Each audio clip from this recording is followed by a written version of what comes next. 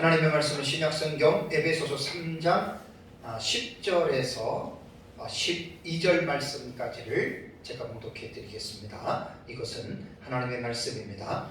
이는 이제 교회로 말미암아 하늘에 있는 통치자들과 권세들에게 하나님의 각종 지혜를 알게 하려 하심이니 곧 영원부터 우리 주 예수 그리스도 안에서 예정하신 뜻대로 하신 것이라. 우리가 그 안에서 그를 믿음으로 말미암아 담대함과 확신을 가지고 하나님께 나아감을 얻느니라. 아멘. 자리에 앉으시기 바랍니다. 2023년 새해가 시작이 됐습니다. 오늘 첫 번째 또 수요 예배로 우리 하나님 앞에 나와서 예배를 드리는데, 오늘은 제가 이번 주일날 설교했던 내용들 가운데에 아주 중요한 부분 하나를 조금 더 정리해서 제가 이 시간에 말씀을 전하려고 합니다. 저는 이제 새로운 진리를 깨달을 때마다, 그러니까 목사이기 때문에 성경을 끊임없이 연구를 하잖아요. 신학을 했다고 성경을 다 아는 것도 아니고, 목회를 30년 했다고 성경 다 아는 거 절대 아닙니다. 이게 엄청나게 말씀의 내용이 깊고 또 지식적으로도 엄청난 어떤 그런 지식이 수반되기 때문에 사람으로서 성경을 다 안다는 건 절대로 있을 수도 없고요. 그래서 이제 성경도 몇 권이 아니고 창세기부터 계시록까지 66권이니까 이제 알고 있는 것하고 볼 때마다 또 달라요. 전에도 말씀드렸잖아요. 1000번을 봐도, 예를 들어 한 성경을 1000번 봤어요. 다 아는 거 아니에요. 1001번째 보면 또 내용이 깊어요. 그러니까 하나님의 말씀이 이게 가지고 있는 아주 신비입니다. 그래서 저는 이제 성경을 연구하면서 진리를 깨달을 때마다 상당히 제가 혼란을 느끼게 되는 때가 있다고 여러분들한테 제가 자주 말씀드렸어요. 얼마 전에도 말씀을 드렸고, 그 이유는 왜 혼란스럽냐면, 이전에 내가 이렇게 깨닫고 있었는데 성경을 연구하다 보니까 그런 뜻이 아니었어요. 또 하나는 이전에는 전혀 몰랐는데 성경을 연구하다 보니까 이게 이런 뜻이었어요. 그런데 이제 그게 많은 사람들이 이해하고 있고 많은 사람들이 아는 내용이라면 혼란을 느낄 필요가 전혀 없습니다. 그냥 다 그러니까 되는데, 보통 사람들이 알고 있는 곳에서, 많은 사람들이 알고 있는 곳에서 조금 더 다르거나 깊이가 다르거나 그러면, 저도 사람이기 때문에 이거 내가 혹시 잘못 깨달은 게 아니야? 이런 생각은 누구나가 다 가집니다. 그래서 제가 성경을 연구하면서 한 20여 년 되는 가운데에 수도 없이 저는 겪었습니다. 정말입니다. 하나님이 다 아십니다. 전에는 내가 연구를 하기 전에는 신학교 다닐 때 그냥 이렇게 알고 있었는데, 연구하다 보니까 내가 잘못 알고 있었던 게 너무나 많았어요. 그러니까 내가 공부를 안 하면 잘못 아는 것으로 그냥 평생 가는 건데, 계속 공부를 하다 보니까 내가 부족하게 깨달은 것도 많았고 때로는 잘못 깨달은 것들도 많았습니다. 예를 들어 볼까요? 노아가 방주를 짓는데 몇 년 걸렸어요? 보통 120년이라 그러죠. 그랜드 종합주석부터 시작해서 유명한 설교가들, 이런 분들 보면 노아가 하나님의 방주를 짓는데 120년 걸렸습니다, 이렇게 얘기를 하거든요. 제가 성경을 연구하다가 보니까 창세기 6장, 7장, 8장을 쭉 보면서 홍수가 나는 시기, 노아에게 계시가 임하고 노아의 셈함 야벳 아들에 대한 거, 그 다음에 노아 600세 때에 홍수가 난 걸 계산을 해보면 120년은 아니에요. 70에서 80년밖에 안 돼요. 세 자녀 결혼하는 거 하고. 이런 거를 깨달으면, 이런 거를 깨달아가지고 내가 이제 120년 알고 있는 사람한테 이야기하잖아요. 그러면 어떤 반응이 나타나는 줄 아세요? 딱 손가락이 6개 있는 사람들이 100명이 있어요, 방에. 근데 5개 있는 사람이 딱 들어갔어. 난 손가락 5개야. 정상적인 사고로 볼 때는 누가 정상이에요? 5개가 정상이죠? 근데 비정상적으로 6개 있는 사람들이 볼 때는 5개가 비정상으로 보이기도 하는 거예요. 또 하나는 하박국 3장 1절에 주는 주의 일을 수년 내에 부흥케 하옵소서. 목회자들 세계에서도 수혜를 수년 내에 부흥케 해달라고 하는 말이 교회 부흥으로 생각하거든요. 그런 내용이 아니에요. 이사야서에서도 뭐 하나님의 말씀은 짝이 있고 그래서 뭐 신약교회 그 짝은 짐승의 짝을 말하는 거지 말씀이 신약성경 구약성경 짝이 있다는 그런 말이 아니거든요. 이렇게 말하려면 내가 셀 수 없이 많아요. 지금까지 성경을 내가 공부를 하면서 연구를 하면서 이러한 잘못된 것 근데 지금도 그 모르고 있는 저도 그렇겠지만 내가 공부를 하면서 보니까 연구하는 목사님들 중에 그런 모르는 내용들 너무나 많이 잘못되고 많이 알고 있으면서도 몰라요. 계속 그렇게 알고 있어요. 정말 오늘 연구를 하면서 천년왕국이 뭐냐 무천년 입장이 다르고 전천년 입장이 다르죠. 그러니까 무천년은 지금이 천년왕국 시대고 전천년은 예수님이 재림하면은 이 땅에 천년왕국이 이루어진다. 이런 경우는 신학적인 차이이기 때문에 다 배워두는 게 좋아요. 이런 사상들. 하나만 옳고 나랑 다른 사람은 틀리다 이렇게 이제 말하는 것은 좀 그렇습니다. 그래서 제가 성경을 연구를 하면서 이러한 일들이 딱 저에게 닥쳐오면 순간적으로 제가 혼란을 느낀다는 거예요.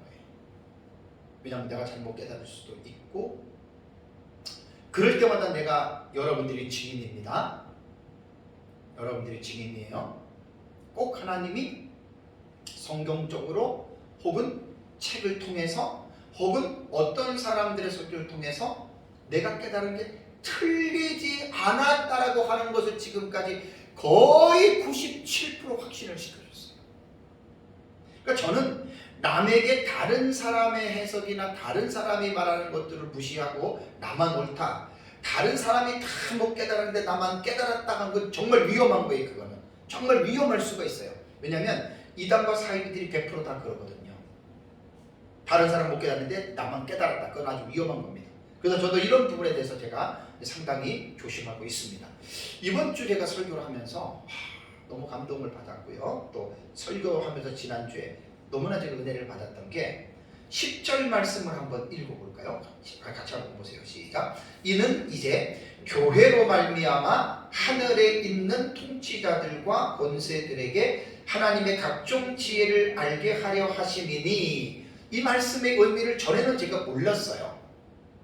자, 한번 그대로 순수하게 읽어볼까요? 이는이라고 하는 말은 앞에 있는 것과 연결되는 거예요. 이게 이제 헬라어 원문을 봤더니 시나 종속절로 연결이 되는 거예요.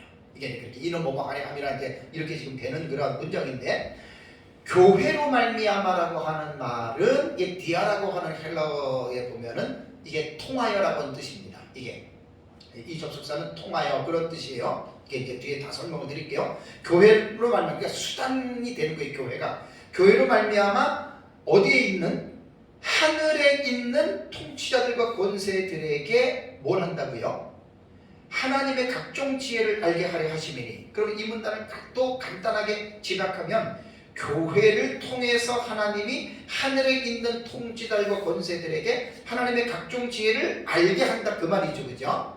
그러니까 교회가 수단이 되는 거예요. 도구가 되는 거예요. 대상은 누구죠? 목적격이 하늘에 있는 통치자들과 권세들이죠. 그죠? 네. 뭐를 알게 한다? 하나님의 각종 지혜. 와, 이걸 제가 깨닫고 나서 너무나 제가 감동을 했습니다. 기억나시죠? 제가 종말론을 하면서 여러분 뭐라 그랬어요? 사탄에 대한 부분이 요한계시록에서는 악한 영 사탄과 귀신들에 대해서 그야말로 정당하게 드러나죠. 제가 그때 설교할 때 뭐라 그랬어요? 여러분들한테 제 설교를 지금 누가 듣고 있다? 악한 영들이 듣고 있다고 제가 계속 말했죠. 그죠? 근데 이게 사실이에요. 모든 목사님들마다 예배 시간에 마귀가 사탄이 귀신들이 와가지고 예배를 방해한다? 이거 아니라고 하는 목사님들 하나도 없어요. 그럼 그것에 대한 근거가 뭐예요? 10절 말씀이 그런 내용이에요. 그래서 제가 너무나 놀라면서도 너무나 감사했고, 근데 이거를 지금 딱 이렇게 이야기하잖아요. 그러면 거두절미한 거잖아요. 지금 그죠? 결론만 얘기를 했잖아요. 처음 듣는 사람은 이거 이해하기 힘들어요. 그래서 제가 성경을 연구하는 방식대로 주의 설교로 한번 이 부분을 한번 여러분 풀어보겠습니다. 자, 그러면 이 3장 10절의 말씀을 이해하기 전에 뭘 해야 되냐면, 성경은 항상 전후 문맥을 보라 그랬죠, 그죠? 3장 1절에서 이번에 말씀드릴 때 3장 1절에서 여기 보면은 13절이 한 문장이에요. 그러니까 1절에서 13절이 3장의 한 문단이고 14절에서 21절이 한 문단인데, 헬라 원문에 보면은 1절에서 13절이 한 문장이고 둘째 문단에서 14절에서 19절이 한 문단이고 20에서 21절이 한 문장이에요. 문장. 그러면 여기에서 문단 안에서 단락이 나눠져요, 그죠? 제가 단락에 대해서 설명을 했는데 3장 1절부터 13절은 우리가 하나의 문단 패러그래프에 속해 있기 때문에 요 안에서 읽어 나가면서 1, 2, 3, 4, 5, 6, 7, 8에서 10절에 이르러야 됩니다, 여러분. 그러면서 이제 요것을 이해하기 위해서는 앞뒤 문맥뿐만 아니라 어떻게 해요? 전장, 2장, 1장까지 다 연결지어서 해야 이 10절 말씀 해석을 올바르게 할 수가 있습니다. 그러면 빨리 잠깐 보시면 3장 1절 보시면은요, 3장 1절부터 보면 1절은 별 특별한 게 없고 2절을 보면은 너희를 위하여 각 내게 주신 하나님의 그 은혜의 경륜을 너희가 들었을 터이라 그랬잖아요, 그죠? 2장 내용 여러분들이 다 이해하고 3장으로 들어왔습니다. 그러면서 하나님이 그 은혜의 경륜, 이 경륜이라고 하는 오이코노미아라고 하는 단어가 되게 중요하다 그랬어요. 이 오이코노미아는 관리, 경영, 행정이라고 해서 계획으로도 쓰여지는데요. 이 오이코노미아는 두 가지 방면에서 사용된다 그랬죠. 어떻게? 하나는 인간 편에서 골로새서에는 뭐라 그랬어요? 골로새서 1장 25절에는 오이코노미아를 바울이 직분이라고 말을 했어요. 내게 주신 직분이라고. 그리고 2장 9절을 보면 9절을 먼저 가보세요. 하나님 속에 감추어졌던 비밀의 경륜 그랬죠, 그죠? 요거는 인간에게 오이코노미아를 사용하면 안 돼요. 이거는 하나님이 행하시는 행동으로 이 오이코노미아라고 하는 단어를 사용해야 돼요. 되게 중요한 말이에요, 이게. 그러니까 2절에서는 이거를 하나님의 입장에서 이 오이코노미아를 쓰면 안 돼요. 골로새서 1장 25절에 말한 것처럼 너희를 위하여 내게 주신 하나님의 그 은혜의 직분을 너희가 들었을 테니, 이렇게 번역하는 것이 옳아요. 이거를. 그러니까 사도 바울에게 주어졌던 것이기 때문에 이것은 하나님이 행하시는 그 행동을 주체를 하나님으로 보면 안 되고 인간으로 여러분 봐야 됩니다. 자, 그렇다면 하나님께서 바울에게 주신 은혜의 직무, 경륜, 이건 뭔가? 그것은 뒤에 나오잖아요. 이방인들에게 그리스도의 비밀을 전하는 직무를 말합니다. 그게 사도의 직무입니다. 그렇다면 2절의 직무 앞에 어떤 단어가 수식이 됐어요? 하나님의 어떻게 해요? 그 은혜라고 하는 이 카리스라고 하는 단어가 수식이 됐죠, 그죠? 그러면 사도 바울이 자기가 받은 직무는 무엇에 의한 직무예요? 하나님의 은혜. 은혜가 뭐라 그랬어요? 값없이 주는 선물이라고 했죠. 그러니까 바울이 이방인들에게 복음을 전하는 이 직분이 하나님이 내게 값없이 주신 그 은혜다라고 이제 그렇게 말을 하는 것입니다. 그렇다면 바울이 왜 은혜라고 하는 부분을 상기하는 줄 아세요? 이것도 설명하면 지난주 오전 예배 설교를 또 다시 리바이벌 하는 거니까 그냥 넘어갈게요. 바울은 과거의 자신을 잊지 않았습니다. 에베소서 2장에서 제가 두 번이나 말씀드렸습니다. 개구리 올챙이적 생각을 잊어버리면 안 된다. 믿는 그리스도인들도 과거의 여러분들의 모습 잊어버리면 안 돼요. 그렇다고 과거 지향으로 내가 몰고 가는 게 아니고 과거에 우리가 어떠한 모습이었는지에 대해서는 결코 여러분들이 잊으시면 안 됩니다. 자, 그러면서 이제 3절과 4절을 가볼까요? 3장 3절과 4절을 보면 하나님의 경륜, 하나님이 바울에게 주신 그 직무는 어떻게 자신에게 주어졌습니까? 비밀로 주어졌습니다. 미스테리온이라고 하는 비밀로 주어졌고, 그것을 3절과 4절을 보니까 바울이 에베소 교회 성도들에게 글로써 기록하여 보냈다라고 하는 것을 상기시켜줬죠, 그죠? 그러면서 곧 계시로 내게 비밀을 알게 하신 것은 내가 먼저 간단히 기록한 것 같으니, 4절에 어떻게 해요? 그것을 읽으면 내가 그리스도의 무엇을 비밀을 깨달은 것을 너희가 알 수 있으리라. 그러니까 사도 바울은 자신에게 주어진 직무가 그게 그리스도의 비밀인데 그것을 이미 편지에 너에게 보냈고 너희들이 그것을 읽으면 그리스도의 비밀을 깨달을 수 있다. 그 말입니다. 1, 2, 3, 4절 내용이. 그래서 요 비밀은 조금 더 넓게 보면 2장에 다 나왔어요. 어떤 내용이냐면 믿는 이방인들과 믿는 유대인들이 어떻게 해요? 한 몸이 되는 거예요. 한 세 사람이 돼요. 이게 에베소서에 지금 에베소 교회 성도들에게 바울이 전하는 놀라운 비밀입니다. 우리는 그냥 이방인이죠. 구약적인 사고로 보면 우리 그냥 이방인들 예수 믿고 그냥 우리는 유대인 생활하시고 우리는 그냥 하나님 자녀 이렇게 되잖아요. 우리는 족보를 모르고 믿는 거예요. 족보를 보면은 구약 성경부터 봐야 돼요. 제가 그것은 2장 11절, 12절, 13절 때 자세하게 설명을 했기 때문에 그건 제가 넘어가겠습니다. 오늘은 이게 중요한 게 아니에요. 그러니까 지금 비밀이 뭐냐면 믿는 유대인들과 믿는 이방인, 유대인과 이방인 전체가 아니에요. 믿는이라고 하는 조건이 여기에서 들어가는 거예요. 그래서 그들이 한 세 사람이 되고 한 몸이라고 했고 그들이 교회의 일원이 됐다. 여러분 이게 우리 그냥 교회 다니고 교회 성도고 그러니까 여러분들 이런 의식 없다면 이건 성경을 제대로 배운 사람들 아니에요. 진짜예요. 에베소서를 깊이 공부하면 벌써 1장부터 2장에 뭐가 나와요? 우리 옛날의 모습이 적나라하게 나오죠. 그걸 인식하셔야 돼요.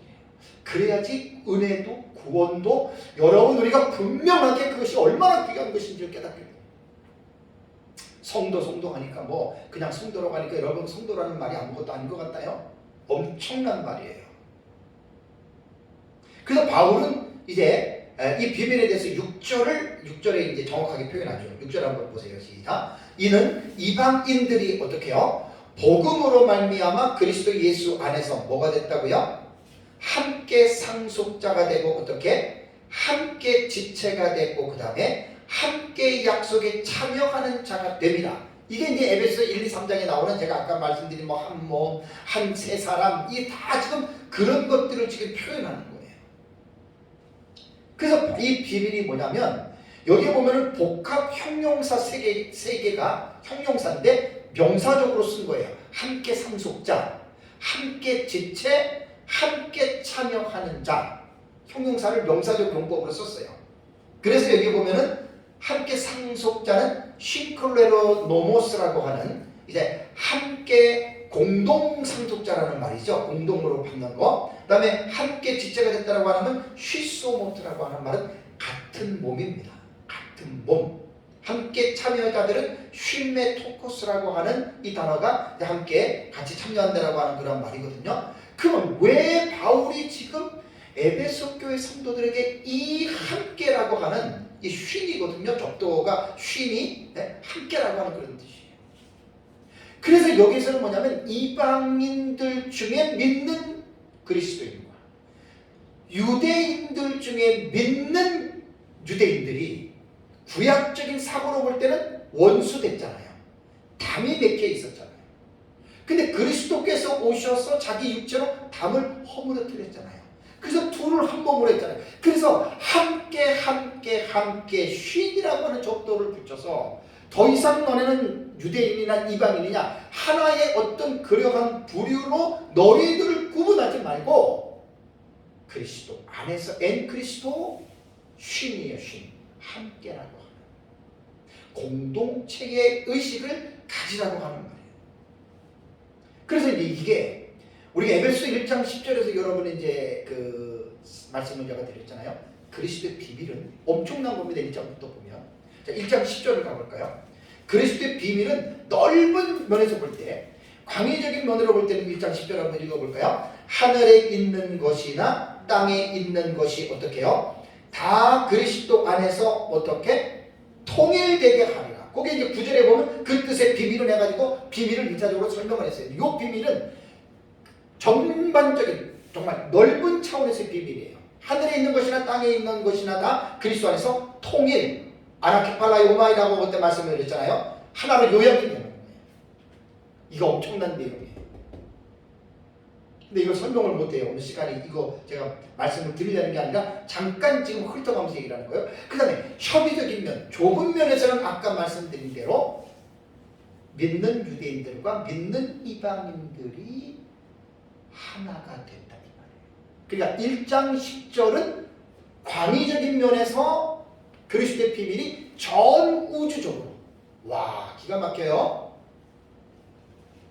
협의적인 면으로서는 믿는 유대인과 믿는 이방인들이 하나가 됐다라고 하는 말입니다. 그래서 골로새서 1장 26절에서 27절에는 바울이 골로새서 교인들에게 뭐라고 이야기를 하냐면 이 비밀은 만세와 만대로부터 감추어졌던 것인데 이제는 그의 성도들에게 나타났고 그 비밀이 나타났어요. 성도들에게. 그 다음에 하나님이 그들로 하여금 이 비밀의 영광이 이방인 가운데에 얼마나 풍성한지를 알게 하려 하심이라 하면서 이 비밀은 뭐라고 하는 줄 아세요? 너희 안에 계신 그리스도. 그리스도 자체가 비밀이에요. 우리 그냥 예수 믿으니까 예수님하고 금방 우리는 친근하게 알고 그렇잖아요. 그죠? 이게 어떻게 여러분 알게 되고 믿게 된 줄 아세요? 그러니까 이 성경을 에베소서를 1장부터 잘 공부하다 보면 우리는 그냥 어떻게 믿은 것처럼 그냥 이렇게 믿는 사람도 되게 많아요. 1장부터 자세히 공부하다 보면 완전히 태도가 달라져요. 너희가 전에는 그때에는 다시 한번 우리의 과거를 상기시켜 주는 거예요. 그래서 그냥 대충 그냥 믿어 예수 믿는 사랑해 이렇게 믿는 사람하고 성경을 하나 이렇게 자세하게 한 절 한 절 공부하면서 믿는 사람 차원이 달라요. 믿음이 견고하게 말씀에 서가지고 가는 사람들입니다. 그래서 이제 7절과 9절, 3장 7절과 9절, 이건 지금 서론식이기 때문에 깊이 안 합니다. 다 설교했던 거니까 다시 또 들어보시면 돼요. 7절과 9절에서 사도 바울은 자신이 하나님의 은혜로 직분을 받았고 그 직분은 은혜의 비밀을 전하는 복음의 일꾼이 됐다. 그래서 그 비밀은 바로 예수 그리스도, 또 예수 그리스도를 통해서 하나님께서 계획하신 제가 그 수직적인 화목과 수평적 화목 기억나시죠? 지난주에 수직적인 것은 담이 하나님과 인간과의 죄로 막혀 있는 거고 수평적인 것은 유대인과 이방인들의 담이에요. 그걸 예수 그리스도의 자기 육체로 십자가에서 딱 허물어뜨린단 말이에요. 이게 바로 바울이 자기가 감당해야 할 몫이다라고 이렇게 말을 합니다. 그렇다면 이제 서로는 거의 제가 설명을 했습니다. 다시 3장 10절을 보면 중요한 게 뭐예요? 이 본문에서 중요한 것은 뭐냐면 하늘에 있는 통치자들과 권세들에게 하나님의 그 각종 지혜를 알게 하는데 누구를 통해서예요? 도구가? 교회로 말미암아 그랬죠. 그럼 여기에서 교회가 뭔지에 대한 정의를 여러분 내리고 들어가야 돼요. 여러분 교회가 뭐예요? 말하기도 힘들어요. 교회는 우리 이거 교회 아니 이렇게 얘기하잖아요. 그런 것 말고요. 에베소서에서 말하는 교회가 어떤 교회냐? 내가 생각하는 교회와 성경에서 말하는 교회는 다를 수 있어요.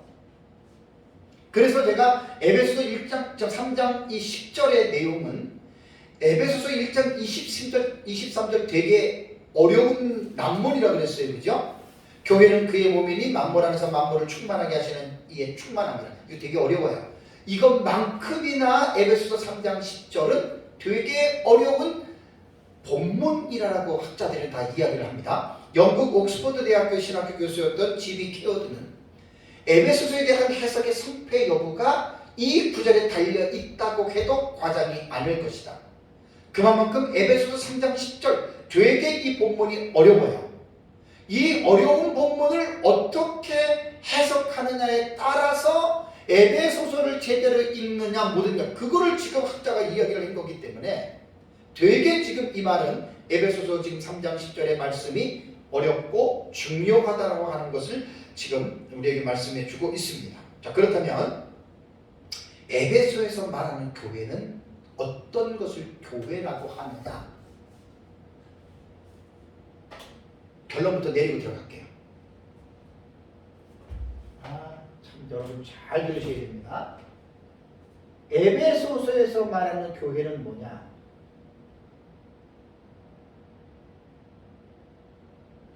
머리가 예수 그리스도예요. 머리만 있으면 사람이 아니죠. 뭐가 있어야 돼요? 몸이 있어야 되죠. 그죠? 머리, 그 다음에 몸이 있어야 되는데 몸에는 각 성도들이 몸이에요. 그리고 에베소 2장 뒤에 보면은 성도들은 뭐라 그랬어요? 하나님의 뭐라고요? 성전이라는 거 기억나죠? 그러면 교회는 머리와 몸으로 구성이 된 유기적인 공동체인데 에베소서에는 몸에 대해서 또 하나를 특별한 기구로 하나님께서 구별하셨다는 말이 나와요. 에베소서는 교회론이에요. 4장을 넘어가 보세요. 에베소서 4장 11절 읽어보세요. 시작. 그가 어떤 사람은 사도로, 어떤 사람은 선지자로, 어떤 사람은 복음 전하는 자로, 어떤 사람은 목사와 교사로 삼으셨으니, 보세요. 몸 안에 하나님께서 이 몸을 올바르게 자라게 하기 위해서 하나님이 세우신 특별한 기구가 뭐냐면 사역자들이에요. 말씀을 가르치는 은사를 받은 자들이에요. 이게 에베소서에 나타나는 특별한 특징입니다.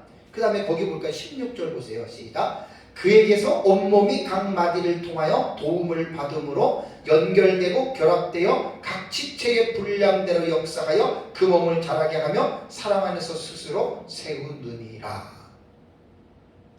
요걸 잘 기억하셔야 돼요. 자, 몸은 몸인데 머리, 그리스도로부터 몸이 뭘 받아요? 지시를 받아요. 그죠?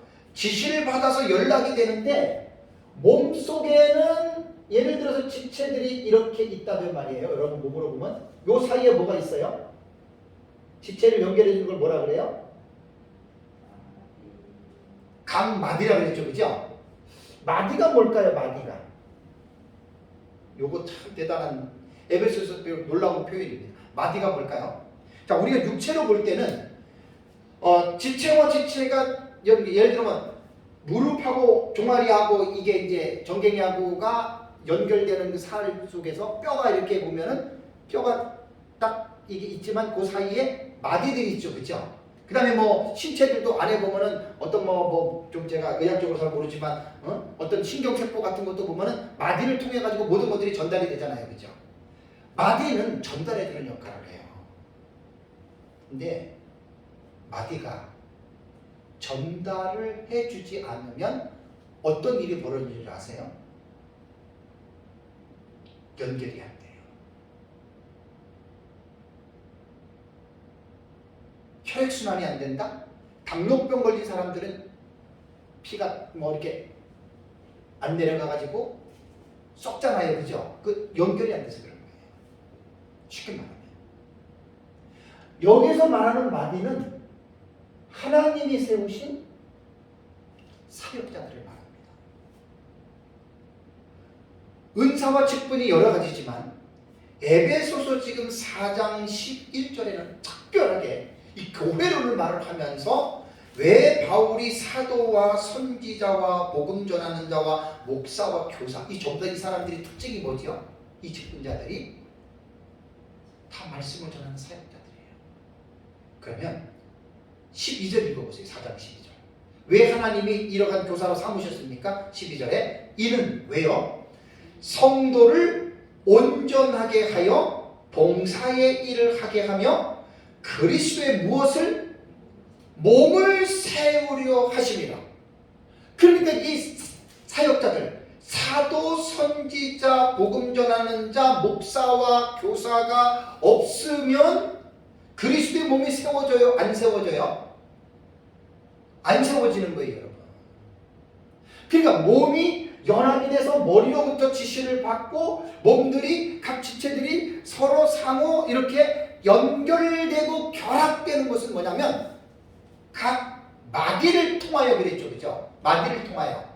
이 마디가 앞에서 말한 선지자, 복음 전하는 자, 목사, 교사 이러한 가르치는 은사를 받은 자들을 통해서 하나님이 뭘 한다고요? 성도를 온전하게 하면서 그리스도의 몸을 세워주는 거예요. 오늘날 교회에서 가르치는 사역을 받은 목회자들은, 교사들은요, 이것 때문에 하나님이 세우는 거예요. 성도들을 온전하게 하고. 2장에서도 여러분 봤지만 성도는 각자가 성전의 일부분의 일원이에요. 성전. 우리 다 모두가 우리 안에 주님 계시고 우리 다 성전이에요. 그다음 따로 떨어진 개개인의 독립체는 아니에요. 연결됐어요. 그래서 2장에서 뭐라 그랬죠? 함께 지어져 가는 중이에요. 그래서 이 에베소서를 잘 공부를 하면 이기적이고 개인주의적인 성도들이 회개하게 되어 있고요. 교회 안에 문제 있는 교회들은 에베소서만 잘 읽어내면 문제 100% 다 해결됩니다. 근데 뭐가 문제겠어요? 아직 에베소서에서 말하는 이거를 교회가 못 읽고 있다는 거예요. 이러한 의미가 있는 것 자체를 지금 모르고 있는 거예요. 지금.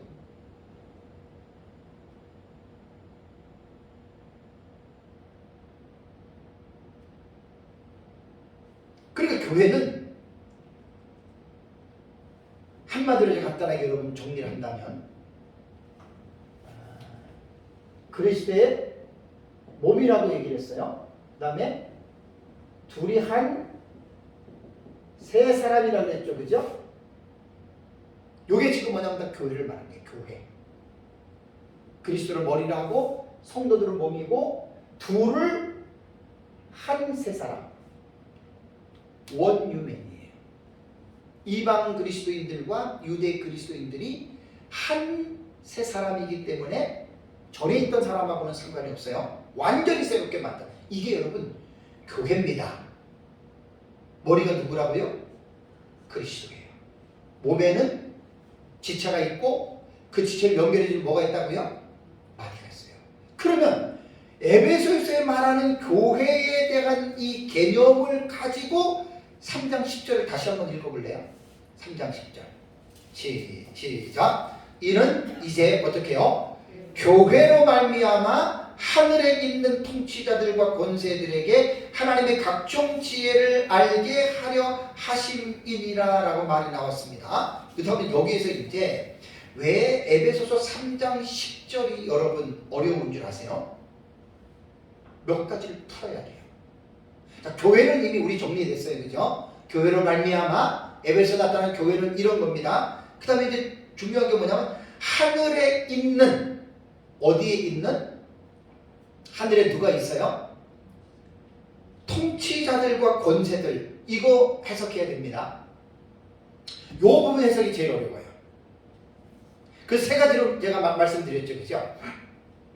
유대문헌에는 통치자들과 권세들은 초자연적인 천상의 세력들, 악한 영도 이야기하고 천사들도 이야기를 유대문헌은 이야기들을 해왔어요. 잘 들으셔야 돼요. 이거 성경 해석은 이렇게 하는 거예요. 내 그냥 마음에 끌리는 대로 해석하는 거 아니에요. 유대문헌에서는 통치자들과 권세들을 이렇게 해석해왔고 바울 서신에는 이 통치자들과 권세들을 각기 따로 사용하기도 했지만 같이 사용을 했어요. 요 두 단어를. 바울의 서신 속에서도 영적인 존재들을 가르칩니다. 그런데 대부분 악한 영들을 말하고 있다고 하는 게 연구에 보면 나와요. 악한 영들을 말하는 거예요. 다음에 세 번째는 오늘날 많은 학자들이 어떻게 해석한다 그랬어요? 이건 영들이 아니고 뭐라고요? 영적인 존재가 아니라 인간 사회의 정치 경제 구조들이다 이렇게 말을 하는 거예요. 영적인 존재가 아니라 이 세상에 있는 뭐 전통, 도덕, 정의 이런 것들이라는 거예요. 근데 이게 현대의 이 학자들에게 상당히 현대인들이 이 해석에 상당히 좀 호감이 간다 그래요. 자, 해석은 누구 해석이 옳으냐? 그건 말할 수 없어요. 이것도 다 해석의 방향과 깊이가 다르기 때문에 정말 이것도 말하기 힘든 거예요. 이렇게 해석하는 사람들이 있어요. 그렇다면 첫 번째, 두 번째 악한 영들을 말하느냐, 아니면 또 천사들도 말하느냐, 아니면 이 세상의 구조를 말하는 것이냐, 뭐가 맞을 것 같아요? 그래서 이제 성경을 깊이 있게 연구를 할 때에는 칼빈이 말한 대로 성경에서 답을 찾아야 돼요.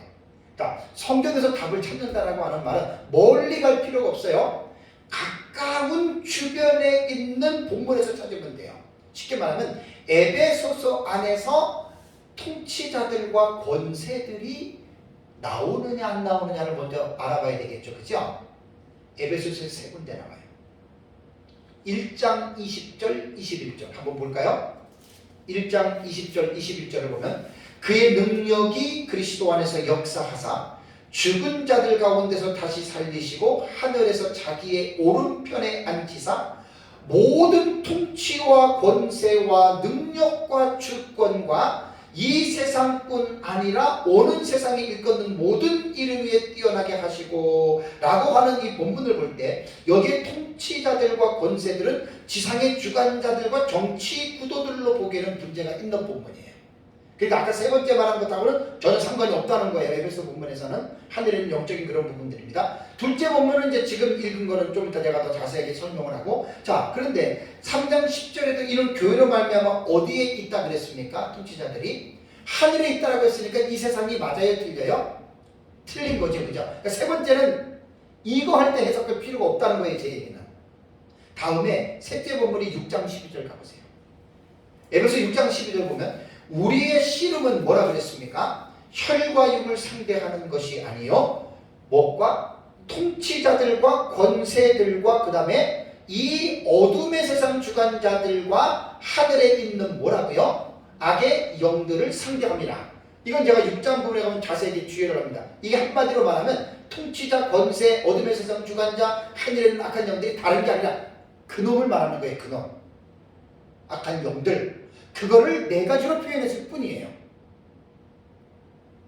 그러니까 본절에서 에베소 6장 12절에서 그리스도인들의 싸움의 대상은 인간이 아니에요. 통치자들과 권세들 다 이것이 하늘에 있는 주관자들과 악의 영들은 다 사탄을 말하는 거예요.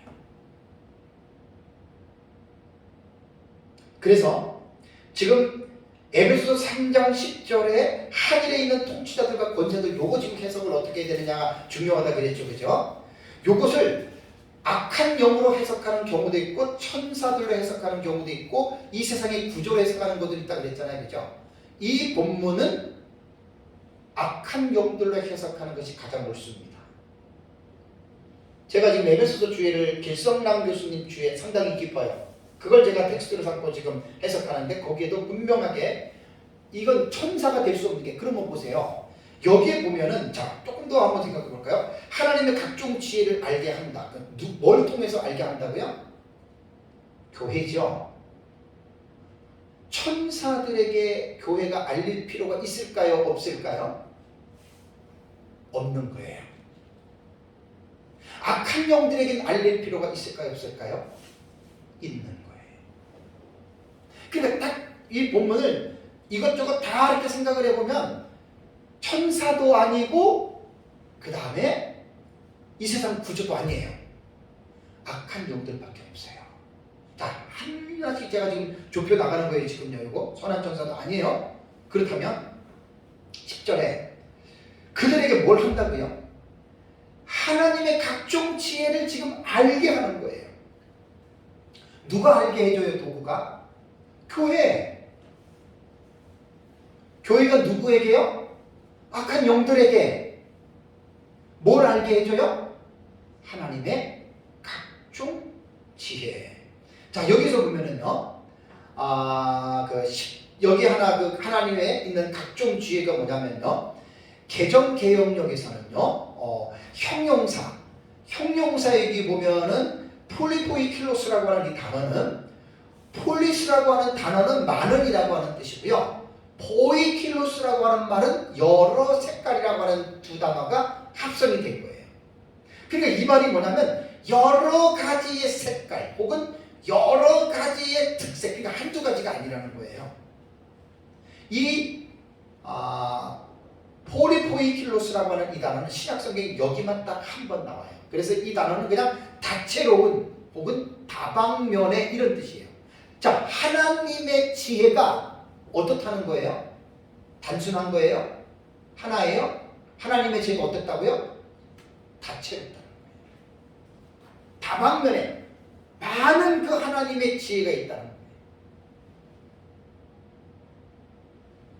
요거 지금 10절에서 교회에 대한 개념을 먼저 제가 말씀을 드렸고, 하늘에 있는 통치자들과 권세들이 누구에 대해서 이미 정의를 했어요. 악한 영들이에요. 다음에 하나님의 각종 지혜는 말 그대로 하나님의 지혜인데 단순한 게 아니라 아주 다채로운 여러 가지의 많은 이러한 지혜라고 하는 말입니다. 다시 그럼 한번 본전 10절을 다시 한번 제가 정리를 해드릴게요. 도구를 빼놓고 읽으면, 수단과 도구를 빼놓고 읽으면 하늘에 있는 악한 영들에게, 쉽게 말하면 그죠? 하나님의 각종 지혜를 알게 하려는 것이 하나님의 디자인이에요. 누구를 통해서? 교회를 통해서.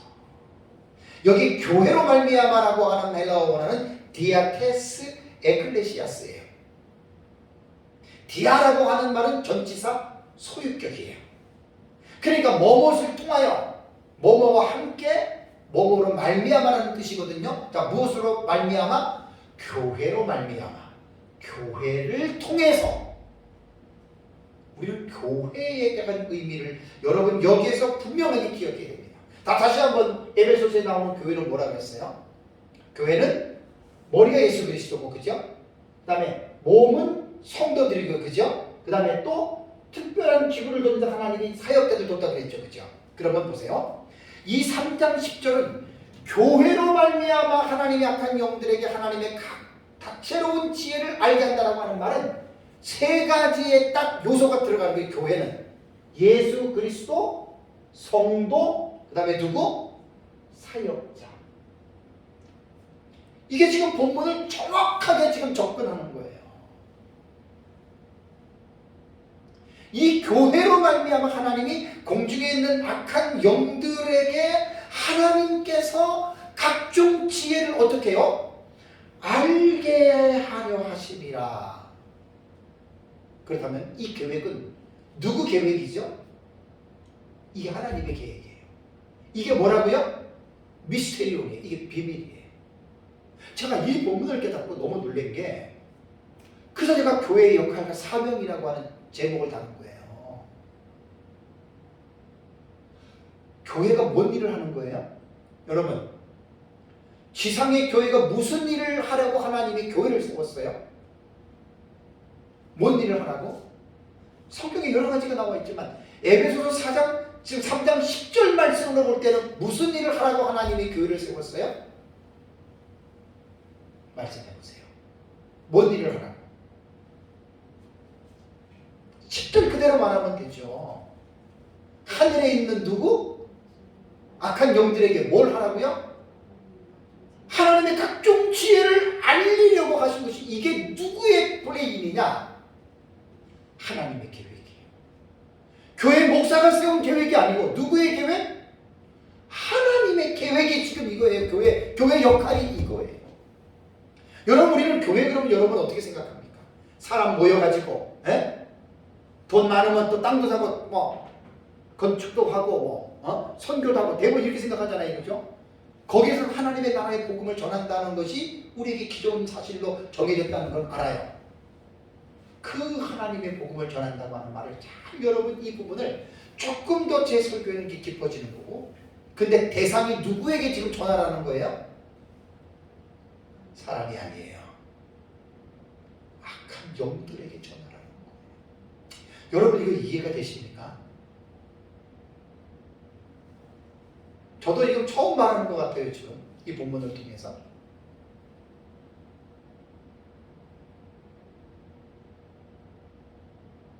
이게 하나님이 세운 거잖아요, 교회는. 그 왜 하나님이 세웠겠어요?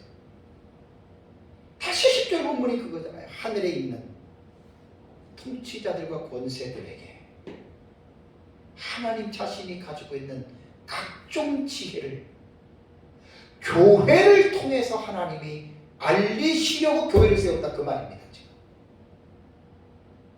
근데 제가 이 설교를 준비하면서 마태복음 예수님의 말씀이 생각이 났어요.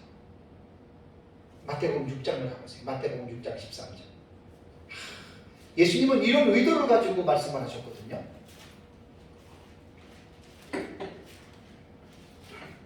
자, 마태복음 6장 13절 보시면 뭐라 그랬습니까? 예수님이 너희는 제자들이에요. 뭐라 그랬습니까? 세상의 소금이니. 14절 뭐라고요? 너희는 세상의 빛이. 마태복음 5장.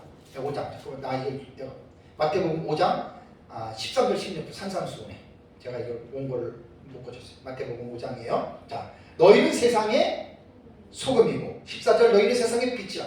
왜 그랬을까요? 예수님이. 그리고 더 놀라운 것은 14절을 보면은 산 위에 있는 동네가 숨겨집니까? 안 숨겨집니까? 안 숨겨지죠. 그죠? 산 아래에 동네가 있다면 위에서는 산 저쪽 편에 있는 사람들은 안 보이잖아요. 그죠? 가려서. 근데 산 위에 동네가 있으면 사방에서 다 봐요? 안 봐요? 보지요. 너희는 에베소서로 보면 너희가 교회고 너희가 성전이죠. 하나님이 어디에 뒀어요? 산 위에 둔 거예요. 왜? 모든 사람들이 어떻게 해요? 다 보라고. 이게 하나님의 계획이에요. 너희는 세상의 소금, 세상의 빛이라고 하는 말은 세상 속에서 살아가는 존재들이 성도예요.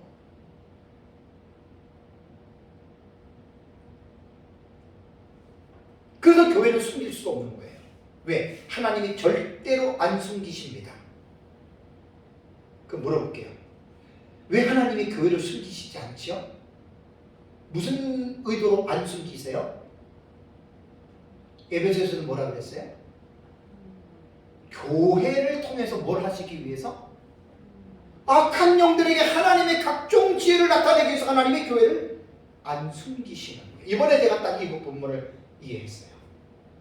그러니까 예수님이 산 위의 동네를 이야기를 하면서 이러므로 집안 사람이 등불을 켜서 말 안에 두지 않고 등경 위에 두나니 이러므로 집안의 모든 사람에게 비치느냐 그러면서 16절 뭐라 그랬어요? 결론적으로 이같이 너희 빛이 사람 앞에 비치게 하여 그들로 너희 착한 행실을 보고 하늘에 계신 너희 아버지께 영광을 돌리게 하라. 여기서 제가 전에 생각하지 못했던 게 있어요.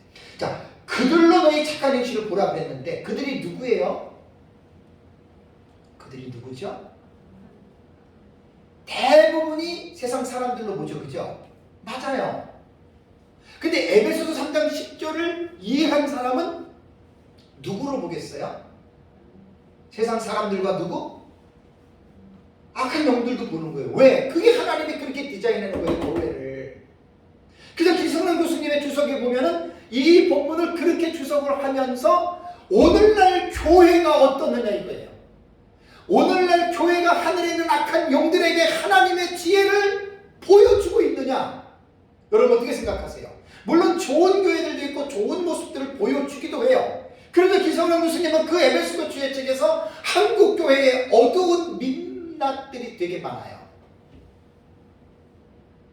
그거 하나는 딱 기성용 교수님이 지적을 했어요.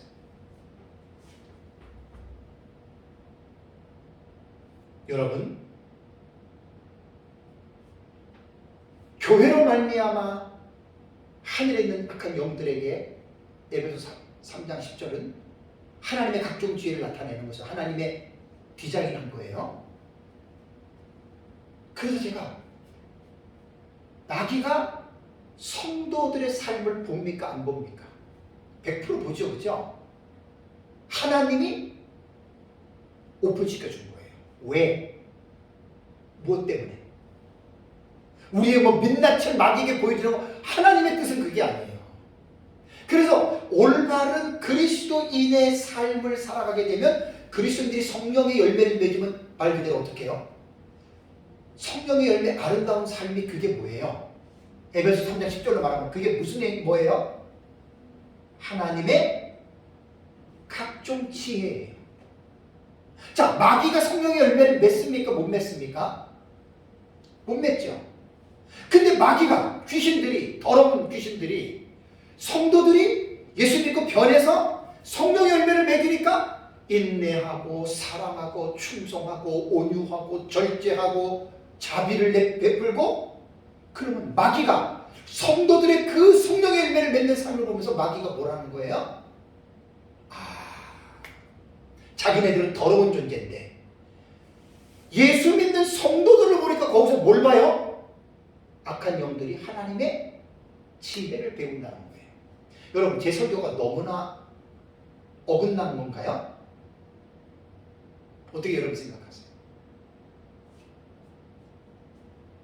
3장 10절을 잘 생각해 보면 이런 식으로 밖에 이해할 수밖에 없어요. 깊이 들어간 거예요, 이거는요.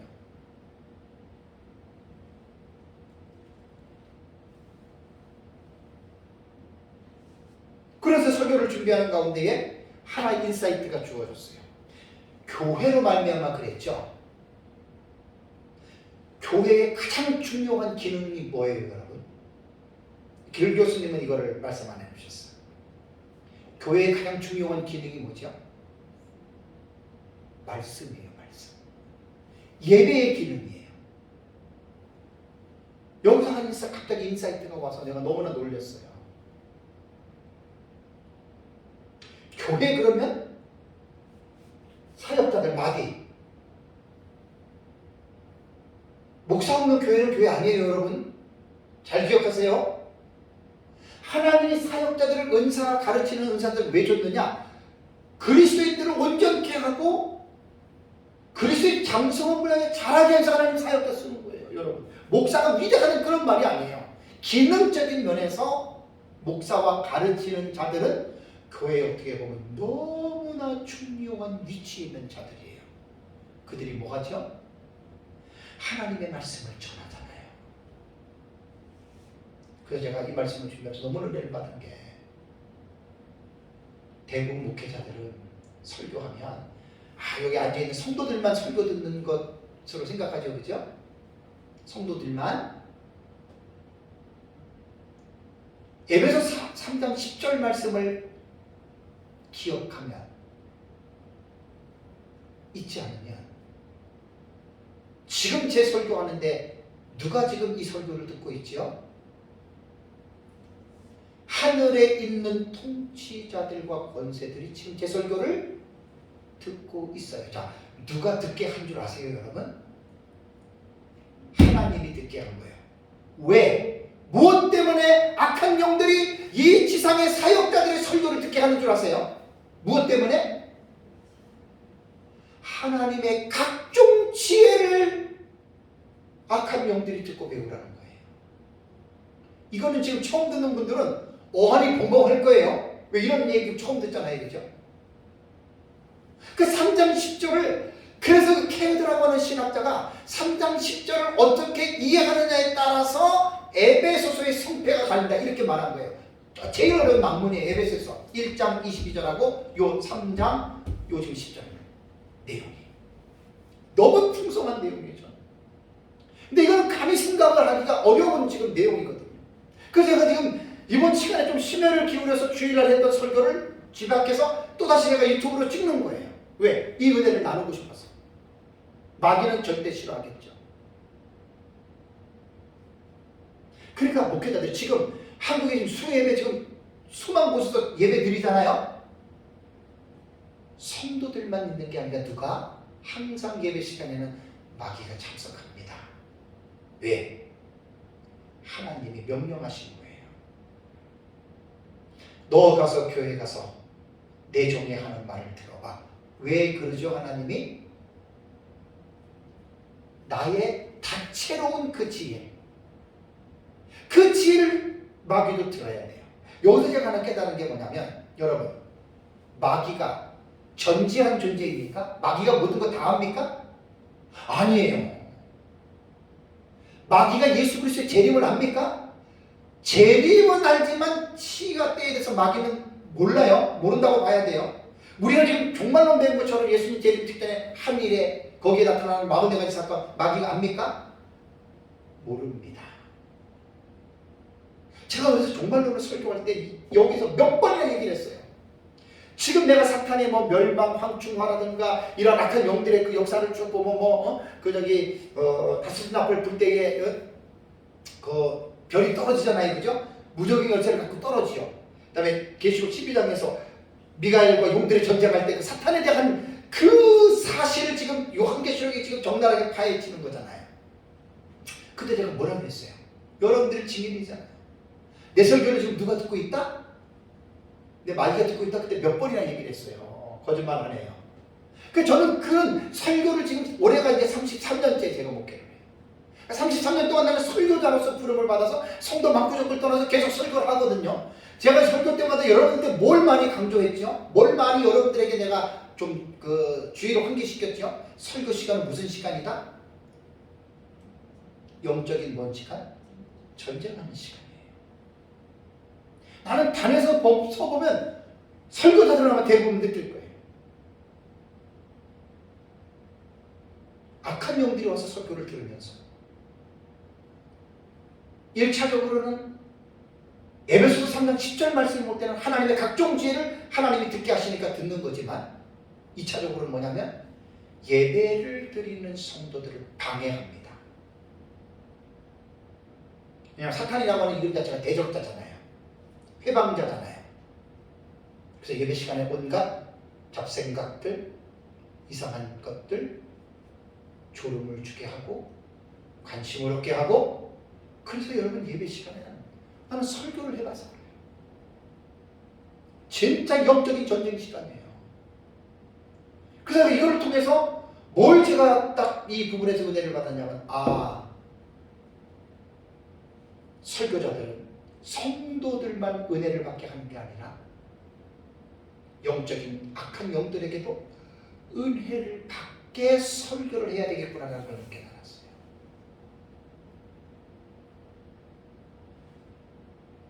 그래서 제가 종말론을 한 오랫동안 했잖아요, 우리 교회에서.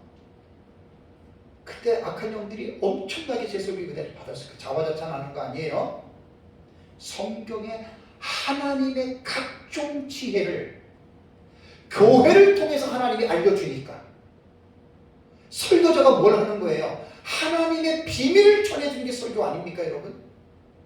또 한편으로 이런 생각이 들었어요. 악한 영들이 와서 설교를 듣고 비웃는 평가도 많겠죠, 그죠?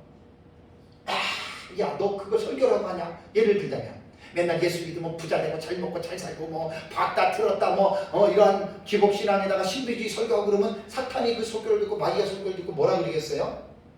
그 비웃는 설교라고 봐요, 저는.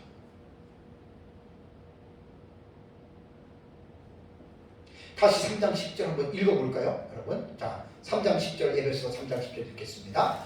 이는 이제 교회로 말미암아 하늘에 있는 통치자들과 권세들에게 하나님의 각종 지혜를 알게 하려 하심이니. 그 다음에 11절, 곧 영원부터 우리 주 그리스도 예수 안에서 어떻게 해요? 예정하신 뜻대로 하신 것이야. 하나님이 이렇게 하신 거예요. 저는 설교자로서, 여러분들은 성도로서, 우리는 그리스도의 몸이 교회입니다. 여러분, 우리가 교회입니다. 우리가 건물이 교회가 아니라 우리가 교회입니다. 그런데 하나님은 교회로 말미암아요. 우리가 수단과 우리가 도구가 되는 거예요. 하늘에 있는 통치자들과 권세들에게 하나님의 각종 지혜를 알리시려고 하나님이 교회를 세우고 성도들과 사역자를 세워서 하나님이 하시는 일은 뭐예요? 하늘에 있는 영들에게 앞으로 행하실 하나님의 그 비밀들과 지혜들을 하나님이 알리신다. 이걸 제가 이번에 이 본문을 통해서 제가 은혜를 받은 거예요. 그래서 설교자들은 정말로 정신을 차려야 됩니다. 내 설교를 지금 악한 영들이 지금 듣고 있구나. 이걸 하나님이 듣게 하신 거예요. 그 설교에는 뭘 전해줘야 돼요? 하나님의 지혜를 전하는 게 설교죠, 그죠? 그 악한 영들이 그걸 그렇게 하나님이 디자인했다는 말이에요, 제 얘기는. 그런데 설교 시간에 하나님의 지혜와는 동떨어진, 어떻게 하면 잘 먹고 잘 살고 부자 되고 뭐 기도했더니 뭐 번개불이 번쩍하고 뭐 하나님이 말씀해 주시고 환상이 나타나고 그런 얘기를 하면 악한 영들이 보고 에이구 못난이 같은 게, 너도 목사냐? 너도 그 설교라고 하냐? 나는 그렇게 느껴져요. 진짜 악한 영들이 설교 시간에 와서 야, 이 교회 목사 정말 하나님의 지혜를 기가 막히게 하나님의 지혜를 풀어주는구나. 나는 이게 하나님의 의도가 목적으로 나는 읽어요. 3장 10절. 너무나 내가 지나치게 갔나요? 그러면 제가 설교를 안 하죠.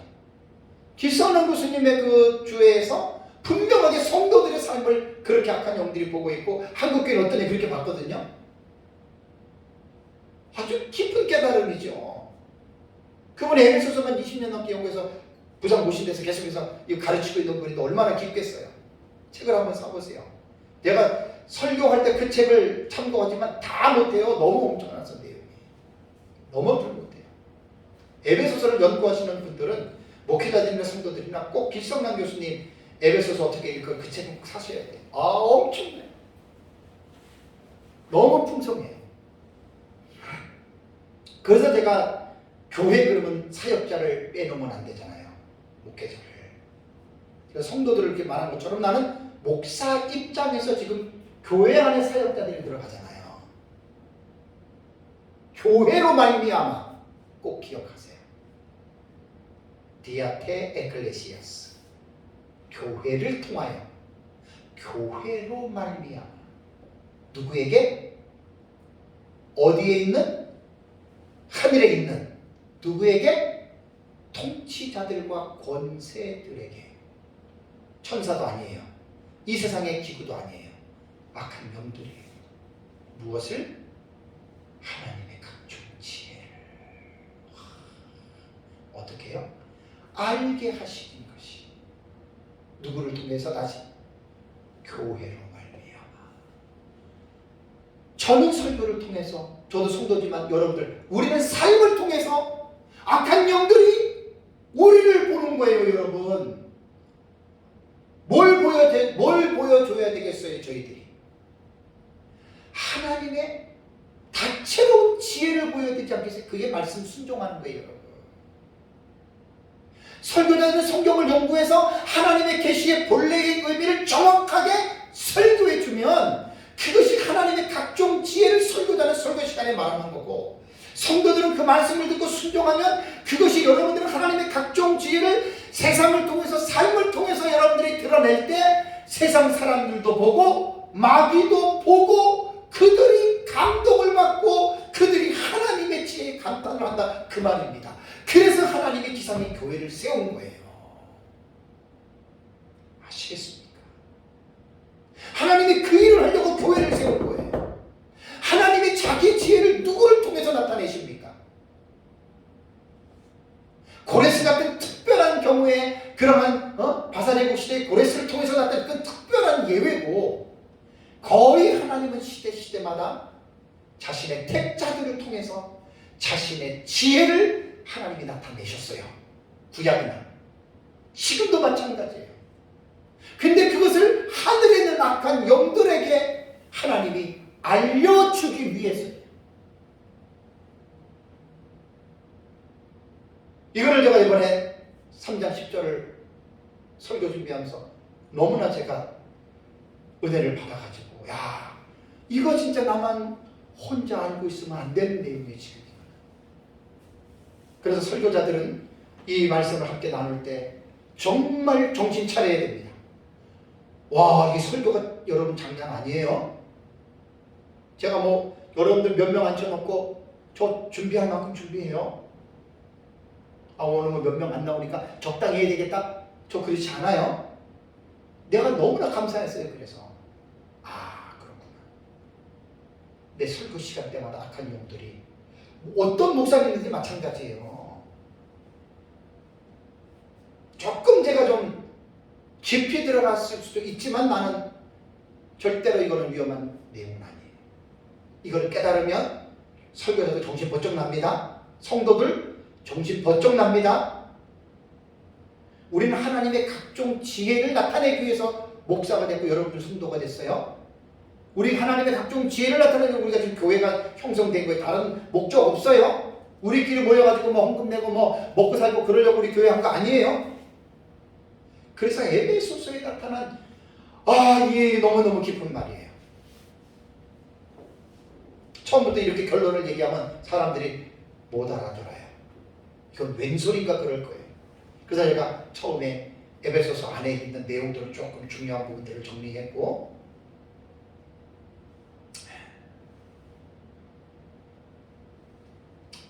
어쨌든 저도 그렇습니다.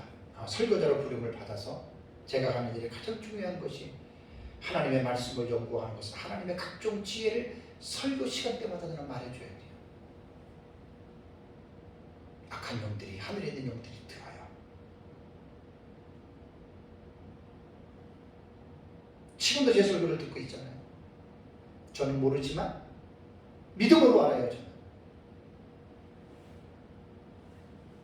그래서 목사의 설교는 악한 영들도 감동하는 설교를 해야 돼요. 그건 다른 거 없어요. 하나님의 말씀을 각종 지혜를 잘 전해주면 악한 영들이 할렐루야, 아멘, 목사님 설교 잘 들었습니다 그럴 것이고, 하나님의 지혜와는 상관없는 쓸데없는 얘기만 하면 사탄이 가면서 아마 조소하고 나갈 거예요. 아이고, 야 너도 목사냐, 야 너도 그 설교라고 하냐. 나는 그렇게 느껴져요.